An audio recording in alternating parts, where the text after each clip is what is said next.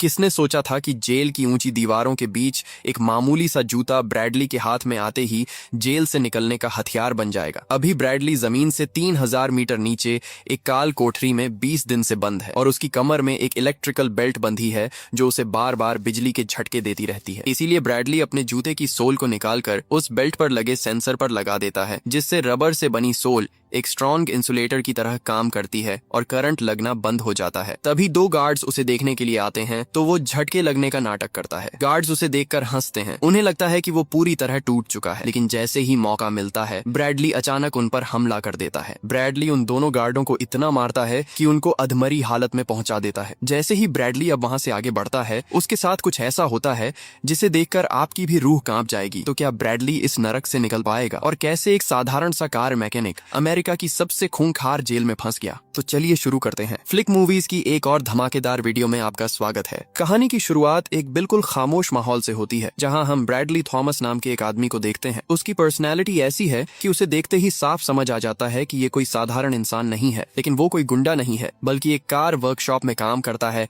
और अपनी रोजमर्रा की जिंदगी जी रहा होता है। तभी अचानक उसका बॉस उसे अपने केबिन में बुलाता है और बिना किसी लंबी बात के उसे नौकरी से निकाल देता है। बॉस कहता है कि आजकल कार वॉश का काम बहुत धीमा चल रहा है, बिजनेस डाउन है, इसलिए वो उसे सैलरी भी नहीं दे सकता। ऊपर से बात ऐसे करता है जैसे ये सिर्फ एक मजबूरी हो, लेकिन ब्रैडली को अंदर ही अंदर पता होता है कि असली वजह उसका गुस्सैल स्वभाव है, जो बॉस को हमेशा से परेशान करता रहा है। फिर भी ब्रैडली कोई बहस नहीं करता, ना चिल्लाता है, ना ही कोई ड्रामा करता है। वो बस चुपचाप अपनी चीजें एक छोटे से बॉक्स में रखता है, सब कुछ समेटता है और बिना कुछ बोले वहां से निकल जाता है, जैसे उसने ये सब पहले से ही स्वीकार कर लिया हो। वो अपनी पुरानी थोड़ी टूटी फूटी कार में बैठता है और घर की तरफ चल पड़ता है, लेकिन उसे बिल्कुल अंदाजा नहीं होता कि आगे उसके लिए और भी बड़ा झटका इंतजार कर रहा है। जैसे ही वो अपने घर के ड्राइववे में पहुंचता है, उसकी नजर अपनी पत्नी लॉरेन पर पड़ती है, जो कार में बैठकर किसी से फोन पर बात कर रही होती है।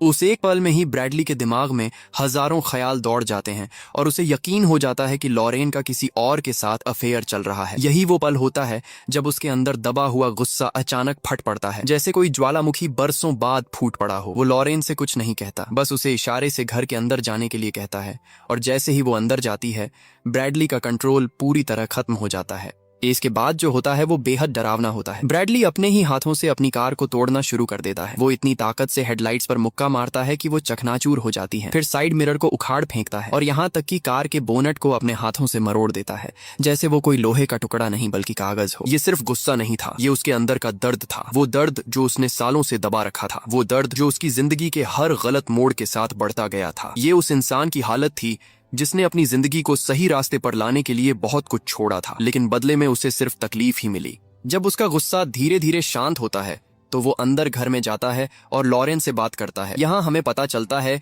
कि इन दोनों का रिश्ता पहले से ही बहुत नाजुक दौर से गुजर रहा था। लॉरेन का हाल ही में मिसकैरेज हुआ था, जिससे वो मानसिक रूप से टूट चुकी थी, और दूसरी तरफ ब्रैडली भी अपने काम और तनाव के चलते उसे समय नहीं दे पा रहा था। दोनों के बीच दूरी बढ़ती जा रही थी और आज जो हुआ उसने उस दूरी को और ज्यादा गहरा कर दिया। लेकिन इस बार दोनों खुलकर बात करते हैं, अपनी गलतियों को मानते हैं और ब्रैडली एक बहुत बड़ा और समझदारी भरा फैसला लेता है।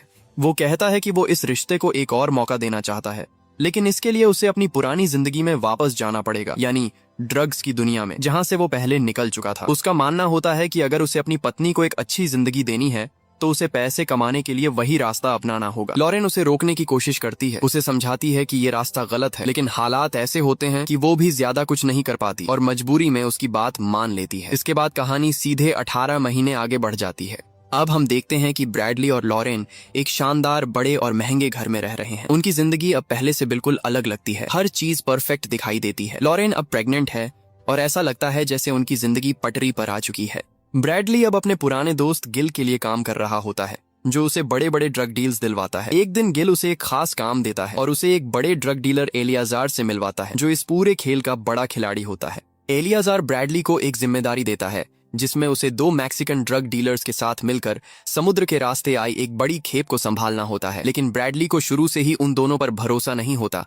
उसे लगता है कि वो दोनों अनुभवहीन हैं और कुछ न कुछ गड़बड़ जरूर करेंगे।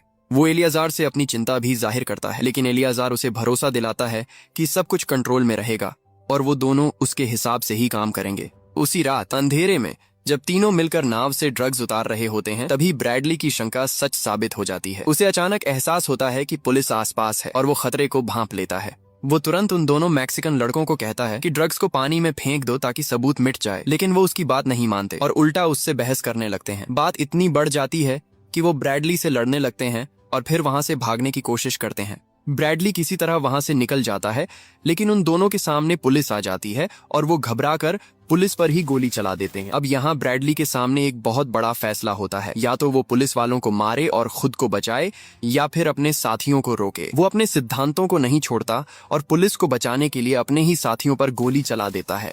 आखिरकार पुलिस उसे पकड़ लेती है और उसके हाथों के सबूतों से ये साबित हो जाता है कि इस पूरे ऑपरेशन का मास्टरमाइंड वही था। कोर्ट में केस चलता है और उसे 7 साल की सजा सुनाई जाती है, जिसके बाद उसे एक मीडियम सिक्योरिटी जेल में भेज दिया जाता है।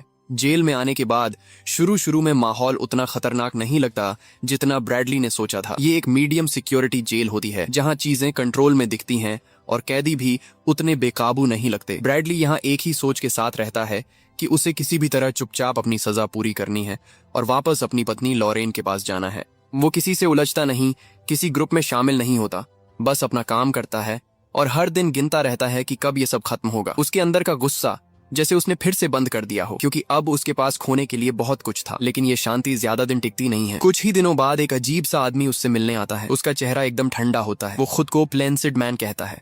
जैसे ही वो बैठता है, बिना घुमाए फिराए सीधे मुद्दे पर आ जाता है और ब्रैडली को ऐसी बात बताता है जो उसकी पूरी दुनिया हिला देती है। वो कहता है कि जिन लोगों का नुकसान ब्रैडली ने उस ड्रग डील वाले दिन किया था, उन्होंने उसकी पत्नी लॉरेन को किडनैप कर लिया है। पहले तो ब्रैडली को यकीन नहीं होता, लेकिन प्लेनसिड मैन तुरंत अपने फोन पर एक वीडियो चलाता है। उस वीडियो में लॉरेन दिखाई देती है, डरी हुई, रोती हुई, मदद मांगती हुई। उसके चेहरे पर साफ दिख रहा होता है कि वो कितनी बड़ी मुसीबत में है। ये देखते ही ब्रैडली के चेहरे का रंग उड़ जाता है। वो कुछ बोल नहीं पाता, लेकिन उसकी आंखों में डर